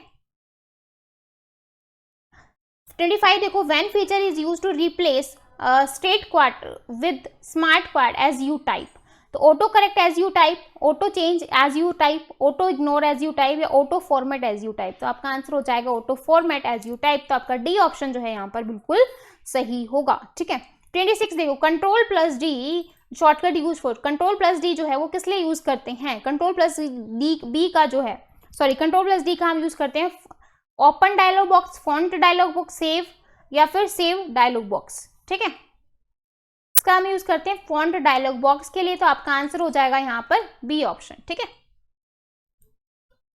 27 देखो, control plus G is shortcut for, control plus G जो है वो किस लिए यूज करते हैं, find and replace dialog box with activating go to tab. तो आपका आंसर हो जाएगा भाई यहाँ पर ए ऑप्शन। ठीक है, नेक्स्ट देखो, control plus H, control plus H क्यों यूज किया जाता है, ये ओपन किया जाता है, फाइंड यूज किया जाता है, open find and replace dialog box open with activating replace tab, वहां पर गो टू टैब था। ठीक है, लेकिन यहाँ पर जो है आपका रिप्लेस टैब है, दोनों में आप थोड़ा सा डिफरेंस ध्यान रख लेना। इससे पहले जो था वो कंट्रोल प्लस जी था, कंट्रोल प्लस जी में भी हम फाइंड और रिप्लेस करवा रहे हैं डायलॉग बॉक्स को, लेकिन यहाँ पर गो टू टैब, यहाँ पर जो है वो आपका रिप्लेस टैब है। ठीक है, 29 देखो, what can be searched bye find, क्या करेंगे, फॉर्मेट, करेक्टर, सिंबल या ऑल ऑफ द अबव। तो सभी होते हैं, तो आपका आंसर हो जाएगा डी ऑप्शन। लास्ट क्वेश्चन है अभी हमारा सेक्शन 3 का, on which page the header और the footer is printed by default, मतलब कौन सा जो है आप यूज करोगे, first page, last page, alternate page या एवरी पेज। मतलब हेडर और फुटर जो है वो आप पहले पेज पे यूज करोगे, लास्ट में यूज करोगे या हर पेज पे यूज करोगे। तो हेडर और फुटर जो है वो आपके एवरी पेज पे यूज किए जाते हैं, तो आपका आंसर हो जाएगा यहाँ पे डी ऑप्शन। ठीक है, इसी के साथ आपके 3 सेक्शन कंप्लीट होते हैं। लास्ट सेक्शन है हमारा सी लैंग्वेज का, तो अब सी लैंग्वेज के क्वेश्चन देख लेते हैं। सबसे पहला क्वेश्चन है, who invented C language, C language को किसने इन्वेंट किया था, तो चार्ल्स बेबेज ने जो है आपका सी लैंग्वेज, नहीं चार्ल्स बेबेज तो आपके फादर थे कंप्यूटर के, डेनिस रिची ने आपका जो है सी लैंग्वेज को जो है इंट्रोड्यूस किया था। मेरे माइंड से कुछ स्लिप हो गया, चार्ल्स बेबेज थे जो थे वो आपके फादर थे भाई कंप्यूटर के। ठीक है, और मॉडर्न कंप्यूटर के फादर कौन थे भाई, कमेंट सेक्शन में सब बताएंगे, मॉडर्न कंप्यूटर ऑफ फादर। ठीक है, तो मॉडर्न कंप्यूटर के फादर कौन थे, तो ये आप मुझे कमेंट सेक्शन में बताना है। स्टीव जॉब ने क्या किया था, ग्राहम बेल ने क्या किया था, तो ये आप मुझे बताएंगे। डेनिस रिची ने जो है सी लैंग्वेज इन्वेंट की थी, और C++ किसने की थी वो भी आप मुझे बता सकते हो, ठीक है। तो आपका आंसर हो जाएगा यहाँ पे सी ऑप्शन। नेक्स्ट देखो, C language is successor to which language, जो सी लैंग्वेज है वो किसकी सक्सेसर लैंग्वेज है, फोर्ट्रॉन की, डी लैंग्वेज की, बेसिक की, या बी लैंग्वेज की। हाँ जी, तो सी लैंग्वेज सक्सेसर किसकी होती है, बी लैंग्वेज की। तो ये चीज याद रख लेना, बहुत ही बेसिक क्वेश्चन है लेकिन आपको पता होना चाहिए, ठीक है। तो आपका यहाँ पर डी जो यानी कि बी लैंग्वेज है वो आपकी सही होगा। सी थर्ड क्वेश्चन देखो, C is which level of language, जो सी है वो कौन से लेवल की लैंग्वेज है। तो सी जो है वो आपकी लो लेवल, हाई लेवल, लो प्लस हाई, या फिर नन। तो देखो अगर यहाँ पर जो आपका मीडियम लेवल होता है, ठीक है, अगर आपको यहाँ पर वैसे तो हम सी को मीडियम लेवल लैंग्वेज कहते हैं, लेकिन ये आपकी हाई लेवल लैंग्वेज भी आती है, क्योंकि इसके अंदर हम पहली बार जो है हमने इंग्लिश लैंग्वेज लाइक जो ह्यूमन को समझ में आती है वो यूज करते हैं, तो इसलिए हम इसको हाई भी कहते हैं। और ये वैसे बेसिकली अगर बात की जाए तो सी लैंग्वेज आपकी मीडियम लेवल लैंग्वेज होती है, ठीक है, ना हाई ना लो। तो यहाँ पर वैसे आपका आंसर जो है मीडियम होता तो आप मीडियम पे टिक करते हो, तो आपका मीडियम नहीं है तो आप बी पे के साथ जाओगे, ठीक है। फोर्थ क्वेश्चन देखो, लो लेवल लैंग्वेजेस, लो लेवल लैंग्वेज कैसी होती है, human readable like language, human readable like language तो आपकी हाई लेवल लैंग्वेज हो जाती है, तो ये तो आपका होगा नहीं, तो ये तो आपकी हाई लेवल लैंग्वेज है। पूछा है low level language with big program size, वो लैंग्वेज जो बड़ा बड़ा प्रोग्राम साइज है, तो ऐसा तो कुछ नहीं है। लैंग्वेज विद स्मॉल, ये भी नहीं है। Difficult to understand, readability for questionable. अब जो आपकी मशीन लैंग्वेज जो लो लेवल होती है वो आपकी मशीन लेवल लैंग्वेज होती है, जो कि 0 और 1 की फॉर्म में होती है, तो भाई वो बहुत डिफिकल्ट हो जाती है अंडरस्टैंड करना। हर एक कोड को भाई ऐड को वो पता नहीं किस फॉर्म में 0101 किस फॉर्म में ऐड करता है, हमें नहीं पता, तो वो याद करने, इतनी सारी कोडिंग को याद करना मुश्किल हो जाता है, तो वो थोड़ी डिफिकल्ट होती है, थोड़ी क्या काफी डिफिकल्ट होती है रीडेबिलिटी। तो आपका आंसर हो जाएगा यहाँ पे डी ऑप्शन, ठीक है।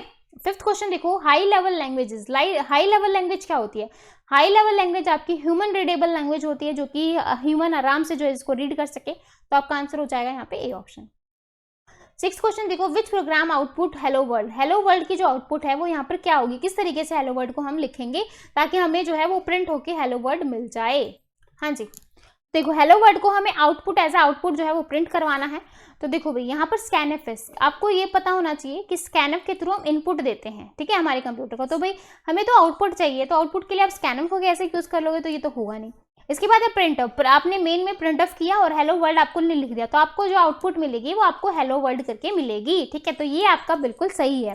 नेक्स्ट देखो सी ऑप्शन, सी ऑप्शन में क्या कह रहा है, सी ऑप्शन में बोल रहा है कि भाई प्रिंट, देखो प्रिंट तो कोई स्टेट नहीं होती, प्रिंट कोई नहीं होता, प्रिंटफ होता है, ठीक है। तो प्रिंटफ आउटपुट के लिए हम यूज करते हैं, और स्कैन भी कुछ नहीं होता, स्कैनएफ हम यूज करते हैं, ठीक है।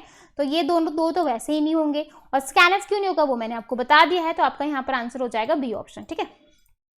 सेवंथ क्वेश्चन देखो, C is dash type of programming language, C जो है वो किस टाइप की लैंग्वेज है, ऑब्जेक्ट ओरिएंटेड है, प्रोसीजरल है, बिट लेवल है, या फंक्शनल है। तो जो आपकी सी होती है वो ऑब्जेक्ट ओरिएंटेड तो नहीं होती, क्योंकि ऑब्जेक्ट ओरिएंटेड में क्या होता है, आपके ऑब्जेक्ट ओरिएंटेड के काफी सारे फीचर्स होते हैं, लाइक पॉलीमॉर्फिज्म, ऑब्जेक्ट होती हैं, क्लासेस होती है, इनहेरिटेंस, रीयूजेबिलिटी का कंसेप्ट होता है, पॉलीमॉर्फिज्म होता है, एब्स्ट्रैक्शन होता है, एनकैप्सुलेशन होता है, ये सारी चीजें होती हैं, ठीक है। तो जो कि आपकी C++ के अंदर, जावा के अंदर होती हैं, ठीक है। जो आपकी सी होती है वो प्रोसीजरल लैंग्वेज होती है, ठीक है, प्रोसीजर स्टेप बाय स्टेप हम उसमें यूज करते हैं। तो सी जो है प्रोसीजरल लैंग्वेज है, it is written in number of step using statement and functions, logic is clearly depicted in the program. Procedural language is also called imperative language, तो procedural language को आप imperative language भी कहते हो, ठीक है, like COBOL, basic, ये सब। तो आपको ये थोड़ा सा जो अल्टरनेट नेम्स है ये भी थोड़ा सा माइंड कर लेना, ताकि सॉरी रिकॉल कर लेना, क्या पता एग्जाम में पूछ ले। नेक्स्ट देखो, what is the present C language standard, C language का स्टैंडर्ड क्या होगा। तो सी लैंग्वेज का स्टैंडर्ड यहाँ पर आप देख सकते हो, बी ऑप्शन आपका यहाँ पे सही होगा, C11 ISO IEC 9899 2011। तो ये चीज याद कर लेना भाई, ठीक है, इस तरीके से कुछ भी पूछ सकता है एग्जामिनर।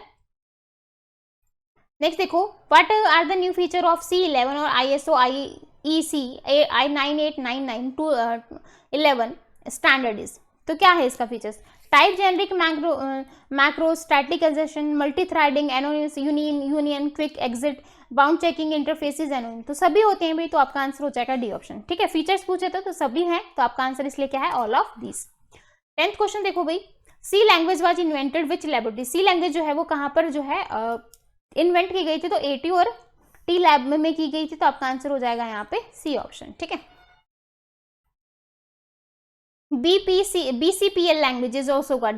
BPCL का जो फुल फॉर्म जो है वो उसको हम क्या BPC क्या कहेंगे, ठीक है। एक तो आपको इसकी फुल फॉर्म पता होनी चाहिए, क्या पता एग्जाम में पूछ ले, तो इसको कहेंगे basic combined programming language, BCPL, basic जो है कंबाइंड कॉम्ड प्रोग्रामिंग लैंग्वेज, ठीक है। और जिसको आप जो है बी लैंग्वेज भी कहते हैं। और BC जो है सी लैंग्वेज का क्या है, किसकी भाई, बी लैंग्वेज की। जैसे अभी हमने फर्स्ट या सेकंड क्वेश्चन देखा था, बी लैंग्वेज इन्वेंट की थी केन थॉमसन ने, ठीक है। तो ये आपको पता होना चाहिए, बी लैंग्वेज जो है वो सक्सेसर है BCPL, ठीक है। क्लियर है भाई? तो आपका आंसर हो जाएगा यहाँ पे, सॉरी, तो यहाँ पे आपका आंसर क्या हो जाएगा, डी ऑप्शन, ठीक है। क्योंकि जो बी लैंग्वेज है, बी लैंग्वेज आपकी क्या है, सक्सेसर है यहाँ पे, ठीक है। सक्सेसर है किसका, BCPL का। और BCL का तो यहाँ पे इसने दे ही नहीं रखा है। BCPL क्या होता है आपका, बेसिक कॉमन प्रोग्रामिंग लैंग्वेज होती है। और बी लैंग्वेज को इन्वेंट किसने किया था, केन थॉमसन ने। और बी लैंग्वेज जैसे भी हमने देखा क्या, सी लैंग्वेज सक्सेसर होती है किसकी, बी लैंग्वेज का, ठीक है। और बी लैंग्वेज सक्सेसर किसकी है, BCPL का। तो इसने पूछा था BCPL language is also called as, BCPL को हम क्या कहेंगे, तो BCPL यहाँ पर नहीं दे रखा क्योंकि सी लैंग्वेज बी लैंग्वेज ये नहीं होते हैं, तो आपका आंसर हो जाएगा नन ऑफ दिस, ठीक है। C language was invented to develop which operating system, C language को जो है कहाँ पर जो है डेवलप किया गया था, एंड्रॉइड पे, लाइनेक्स पे, उबंटू पे या यूनिक्स पे। तो यूनिक्स ऑपरेटिंग सिस्टम पे जो है सी को इन्वेंट किया गया था।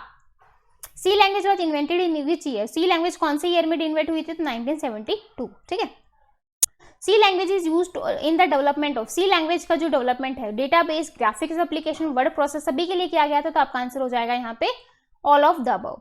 15 क्वेश्चन देखो, C program is combination of, C program किसका कॉम्बिनेशन है, स्टेटमेंट होती है, फंक्शंस होते हैं, वेरिएबल होते हैं। तो आप लोगों ने सी लैंग्वेज यूज की होगी जिसमें आपके स्टेटमेंट्स भी होती हैं, फंक्शंस भी होते हैं, वेरिएबल्स भी होते हैं, तो सभी चीजें होती है। तो आपका आंसर हो जाएगा ऑल ऑफ दिस। 16 क्वेश्चन देखो, आइडेंटिफायर में कंटेन, आइडेंटिफायर जो है वो कौन कौन से होते हैं भाई, ये जो रूल होते हैं ना कि जो आपका पहला लेटर है वो कैपिटल होना चाहिए, अंडरस्कोर से स्टार्ट होगा, कोई स्पेशल सिंबल लगा सकते हो नहीं, ये चीज थोड़ा सा आप जो रूल्स हैं वो थोड़ा सा हर लैंग्वेज के थोड़े से अपने माइंड में याद रख लेना। देखो इसमें लेटर आप यूज कर सकते हो A to Z, capital A to Z in basic characteristic, Unicode alphabet character other language, underscore वगैरह यूज कर सकते हो, 0 to 9 आप इसमें यूज कर सकते हो, तो सभी यूज कर सकते हो। तो आपका आंसर हो जाएगा भाई ऑल ऑफ द अबव, ठीक है। नेक्स्ट देखो, what is the number character used to distinguish identifier or name of function and global variables, ठीक है। तो इसके लिए जो है आप कितने कैरेक्टर्स यूज करते हो, 31, ठीक है। तो 31 character in general, in first 31 same of two different identifier, compiler get confuse, ठीक है। 18 क्वेश्चन देखो, what is the length of the identifier that is unique for non global variable and non function name. तो आपका यहाँ पर answer हो जाएगा 63, up to 63 आप यहाँ पर यूज कर सकते हो, तो बी आपका आंसर सही है, ठीक है। 19 देखो, N identifier can start with, identifier जो है वो किससे स्टार्ट होते हैं, अल्फाबेट से, अंडरस्कोर से, ठीक है। Any character that can be typed on a keyboard, भाई कोई भी करेक्टर जो आप कीबोर्ड से टाइप कर दो, तो ये तो होगा नहीं, आप अल्फाबेट से कर सकते हो, अंडरस्कोर से कर सकते हो, जैसे अभी हमने ऊपर देखा, ठीक है। तो भाई ये दोनों कर सकते हो, तो आपका आंसर हो जाएगा D option, both A and B. तो एनी लाइक मैंने स्पेशली करेक्टर कर दिया, कुछ और टाइप कर दिया, कीबोर्ड से तो आप कुछ भी टाइप कर सकते हो, तो ऐसा नहीं है, ठीक है। लास्ट क्वेश्चन है हमारा, C program are used in, C program जो है वो कहाँ पर यूज की जाती है, any electronic device which works on same logic and operating system, washing machine, fridge, microwave, oven. तो इन सभी में जो है हम सी लैंग्वेज का यूज करते हैं। C is very fast to execute, भाई सी जो है वो मीडियम लैंग्वेज होती है, दैट्स वाई जो है वो अदर लैंग्वेज के कंपैरिजन में थोड़ी जल्दी जो है वो एग्जीक्यूट हो जाती है, क्योंकि वो हार्डवेयर के हमारे पास होती है, ठीक है। लाइक C++ जो है वो आपकी हाई लेवल लैंग्वेज है, उसको थोड़ा एग्जीक्यूशन में थोड़ा ज्यादा टाइम लगेगा as compare to C language, ठीक है। तो ये सभी जगह हम यूज करते हैं। तो C is very fast to execute, save to embed along with micro device driver are return in, जो डिवाइस ड्राइवर हैं वो आपके सी और C++ में लिखे गए हैं। तो ये क्वेश्चन आ सकता है कि वॉशिंग मशीन में आप कौन सी लैंग्वेज यूज कर सकते हो, डिवाइस ड्राइवर कौन सी लैंग्वेज में लिखे गए हैं। ये बेसिक क्वेश्चन है, लेकिन ऐसे क्वेश्चन है जो बच्चों को घुमा सकते हैं, क्योंकि जिन्होंने नहीं पढ़ा है और जिनको नहीं पता है, क्योंकि ऐसी ही चीजें, क्योंकि TGT PGT एग्जाम का लेवल ही ऐसा होता है, तो आपको ये सारी चीजें आपके माइंड में क्लियर कट होनी चाहिए, तभी आप थोड़े एडवांस की तरफ बढ़े। अगर बेसिक क्लियर नहीं है और एडवांस के पीछे भाग रहे हैं तो फिर आपको दिक्कत हो जाएगी, ठीक है। तो आई होप आपको जो मॉक टेस्ट 5 है वो अच्छे से क्लियर हो गया होगा। जिसके जितने मार्क्स आए हैं प्लीज कमेंट सेक्शन में बता दें। अब लास्ट में जो है मॉक टेस्ट 4 में किन किन बच्चों ने कमेंट किया था वो मैं आपको बता देती हूँ। बहुत कम बच्चे हैं जो बता रहे हैं कि हमारे मार्क्स इतने आए हैं। बाकी ज़्यादातर बच्चे तो कमेंट करते ही नहीं है किसके कितने मार्क्स आए हैं, तो या तो आप पेपर अटेम्प्ट नहीं करते या फिर आपको कुछ ज़्यादा ही शर्म आती है कमेंट करने में कि भाई नहीं बताएंगे तो पता नहीं कौन क्या सोचेगा हमारे इतने मार्क्स आए हैं। तो ऐसा कुछ नहीं है भाई, ठीक है। अब कमेंट किस किस ने किया है वो मैं बता देती हूँ, किस किस ने अपने मार्क्स बताए हैं। उर्वशी ने तो क्वेश्चन पूछा है 23 का डी क्यों नहीं होगा, मार्क्स देख लेते हैं एक बार। सतीश ने बताए हैं 41 एंड 29, ठीक है। रेनू ने बताया है 79 जो है इनके टोटल बने हैं, गुड। उर्वशी ने बताया है सेक्शन ए में 33 और सेक्शन बी में 28। और जो आपके डाउट्स हैं वो हम एक क्लास में डिस्कस करेंगे, जितनी भी क्लासेस के नीचे सबके डाउट्स हैं हम डिस्कस करेंगे, ठीक है। तो नाबा में बताया 29 एंड 25, दीपक ने बताया 68, सुधीर ने कमेंट नहीं किया भाई क्योंकि ये हमेशा करते हैं, लेकिन उन्होंने इसमें नहीं बताया कि इनके कितने मार्क्स आए हैं। मीरा ने भी नहीं बताया कितने क्वेश्चन आए, कमल ने भी नहीं बताया कितने क्वेश्चन आए हैं, कितने क्वेश्चन किए हैं, कितने मार्क्स बने हैं। तो प्लीज़ भाई कमेंट सेक्शन में बता दिया करो किसके कितने मार्क्स बने हैं। 2-4 बच्चे, मतलब इतनी मेहनत होने के बाद सिर्फ 2-4 बच्चे बताते हैं कि भाई हम लोगों ने टेस्ट अटेम्प्ट किया और इतने मार्क्स आए हैं। कितना भी पढ़ लो लेकिन जब तक एमसीक्यू नहीं लगाओगे, जब तक प्रैक्टिस नहीं करोगे तब तक कुछ नहीं होने वाला। अगर आपने थ्योरी पढ़ ली है तो एमसीक्यू लगाओ, जितने आपको मिल सकते हैं, जितने आप कर सकते हो उतने आप प्रैक्टिस करो, ताकि आपके माइंड की क्लैरिटी अच्छे से हो, आपको थ्योरी वाले कंसेप्ट अच्छे से क्लियर हो जाए। क्योंकि जब तक एमसीक्यू आप नहीं करोगे तब तक आपको थ्योरी भी अच्छे से क्लियर नहीं होने वाली, ठीक है। अगर आपने बहुत पढ़ लिया है बहुत अच्छी बात है, लेकिन उस पढ़े हुए का फायदा तभी है जब आप एमसीक्यू प्रैक्टिस करते हो, तभी आप अपने एग्जाम को क्रैक कर सकते हो।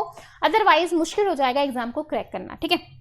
इसी के साथ क्लास को करते हैं खत्म, बहुत लंबी हो गई है, ठीक है। और मार्क्स बता देना, चैनल को लाइक नहीं किया है तो कर दो, अपने फ्रेंड्स के साथ सब्सक्राइब जो है शेयर कर दिया करो ताकि वो बच्चे भी टेस्ट दे सकें और सब्सक्राइबर भी थोड़े बढ़ जाएं, ठीक है। तो क्योंकि मैंने आपको कहा था कि 5K करने हैं लेकिन बच्चे कुछ नहीं करते, पता नहीं क्या हो रखा है सभी को, है ना। तो कर दिया करो भाई, ऐसा मत किया करो, लाइक कर दिया करो, शेयर कर दिया करो, सब्सक्राइब कर दिया करो चैनल को अगर अभी तक नहीं किया है। तो फिर मिलेंगे ऐसी नई वीडियो के साथ, तब तक के लिए बाय एंड थैंक यू।